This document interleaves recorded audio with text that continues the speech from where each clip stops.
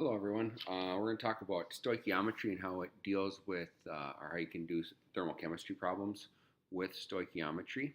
Um, we've already discussed delta H a little bit. Essentially, delta H, as you see written here, is the amount of energy released or absorbed for the entire reaction as it is written.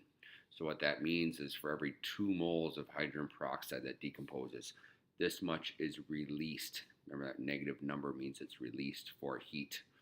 And means that's related to 2 moles of water and 1 mole of oxygen. So this is for this reaction as it is balanced. So we need to use those moles when we're going through problems like this. So essentially that becomes a new conversion factor that can be used. As far as how this delta H is calculated, we're going to talk about a number of ways that can be calculated and do that ourselves at some point. But at this point, we're just going to use that number.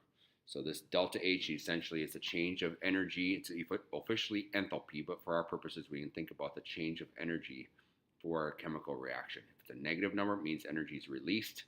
If it would be a positive number, the energy is being absorbed overall. So with a reaction like this or a problem like this, I'm just going to start with my given, which is 5.0 grams of H2O2, hydrogen peroxide.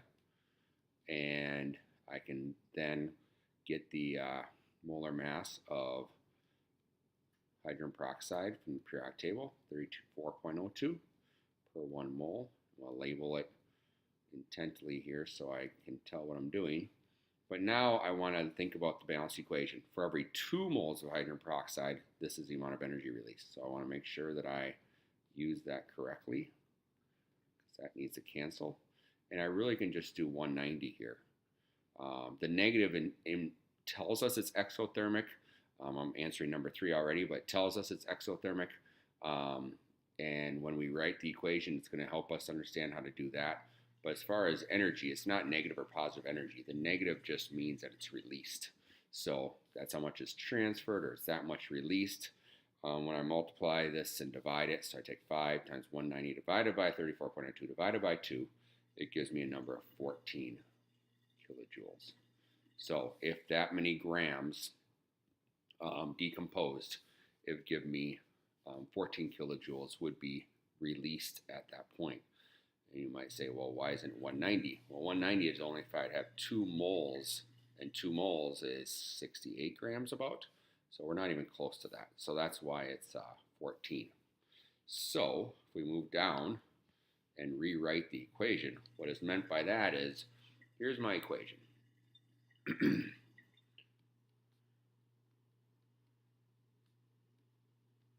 What I mean by rewriting it, and you'll see this in your book also. This is coming from 6.6 in your book.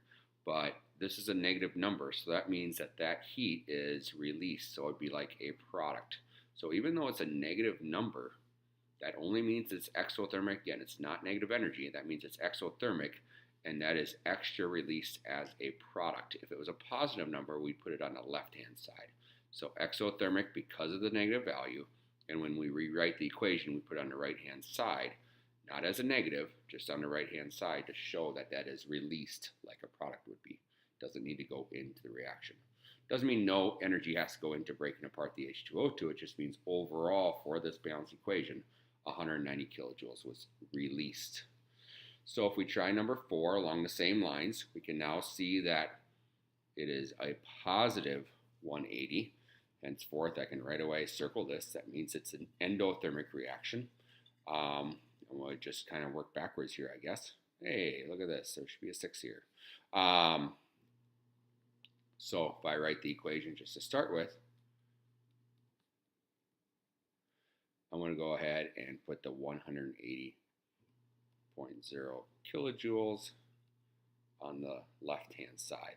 So there's energy in, there's energy out, but overall, more energy needs to go in, so that's what makes it endothermic. So if I'm going to do a reaction like this, 13.7 grams of N2, based on the given, my add up 2 N's on the periodic table gives me 28.02 per 1 mole of N2, and now we need to watch that balanced equation again, because it's for every 1 mole of nitrogen that this is, so I'm going to put a 1 mole down here, 180.0 kilojoules. And everything cancels except for the kilojoules, and I would get 88.0 kilojoules. You'll see some practice problems like this that I've asked you to do, for instance, like 61 and 63. 63 is a little bit more challenging. You're definitely going to need to change the, think about what 10% is. So you're really going to need you want it to absorb 1.6 times 10 to the third for number 63. So if it only 10% is absorbed, so you really need to cook 10 times that. So you really need 1.6 times 10 to the fourth kilojoules to be able to solve that as far as kind of your given of kilojoules. So you can work backwards. I know with the ones we started with grams here, but you can definitely start with, if I want to have 88 kilojoules absorbed, how many grams of nitrogen would I need? So this energy unit can be used in a lot of ways. It can be used as a given, or it can be used within a reaction here. We're going to need to use this just in a different way when you do something like 61 or 63. So check it out, the examples in your book also, but be sure you let me know if you have any questions at all.